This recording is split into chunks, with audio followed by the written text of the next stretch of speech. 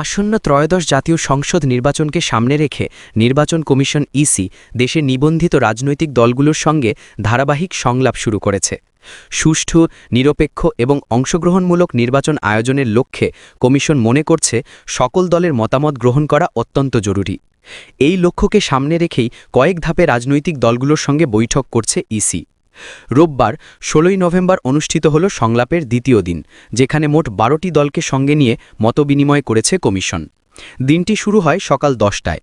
প্রথম দফায় ৬টি দলের সঙ্গে সাক্ষাৎ করে নির্বাচন কমিশন। এ দলে ছিল গণফোরাম, গণফ্রন্ট, ইসলামিক ফ্রন্ট বাংলাদেশ, ইসলামী ঐক্যজোট, বাংলাদেশ সুপ্রিম পার্টি বিএসপি এবং বাংলাদেশ জাতীয় পার্টি।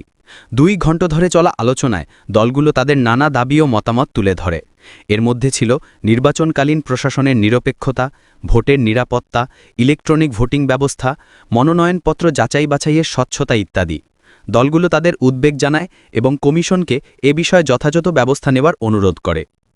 প্রথম দফার বৈঠক শেষে ২ ঘণ্টার বিরতি দিয়ে দুপুর ২টায় শুরু হয় দ্বিতীয় দফার সংলাপ। এ পর্বেও ৬টি রাজনৈতিক দলের সঙ্গে মতবিনিময় করে ইসি। অংশগ্রহণকারী দলগুলো হল বাংলাদেশ জাতীয় সমাজতান্ত্রিক দল, Bangladesh national Awami party, Trinamool BNP, কৃষক শ্রমিক জনতা লীগ, বাংলাদেশ খেলাফত মজলিস এবং ইসলামী আন্দোলন বাংলাদেশ। বিকেল ৪টে পর্যন্ত চলা এই সংলাপেও নির্বাচনী পরিবেশ, ভোটগ্রহণ পদ্ধতি, নির্বাচনী আইন সংশোধন, প্রশাসনের ভূমিকা ও শান্তিপূর্ণ নির্বাচনের নিশ্চয়তা নিয়ে বিস্তৃত আলোচনা হয়। এর আগে গত বৃহস্পতিবার প্রথম দফায় ১২টি রাজনৈতিক দলের সঙ্গে সংলাপে বসেছিল নির্বাচন কমিশন। কয়েক ধাপে সকল নিবন্ধিত দলের সঙ্গে বৈঠক করার পরিকল্পনা রয়েছে ইসির। আগামীতে বিএনপি, জামায়াত এবং এনসিপির মতো গুরুত্বপূর্ণ দলগুলো এই আলোচনায় অংশ নেবে বলে জানান সংশ্লিষ্টরা।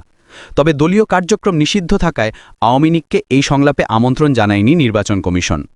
বাংলাদেশের অন্যতম বৃহৎ রাজনৈতিক দল সংলাপে না থাকায় অনেকেই বিষয়টিকে নিয়ে আলোচনা করছে। বর্তমানে কমিশনের নিবন্ধনভুক্ত রাজনৈতিক দলের সংখ্যা ৫৩টি।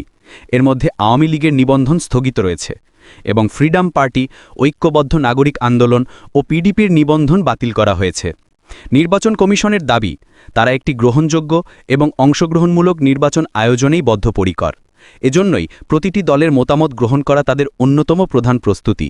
রাজনৈতিক দলগুলো আশা করছে তাদের প্রস্তাব এবং উদ্বেগগুলো গুরুত্বের সঙ্গে বিবেচনা করে ইসি ত্রয়োদশ জাতীয় সংসদ নির্বাচনকে একটি স্বচ্ছ, নির্ভরযোগ্য ও শান্তিপূর্ণ নির্বাচনী মহোৎসবে পরিণত করবে।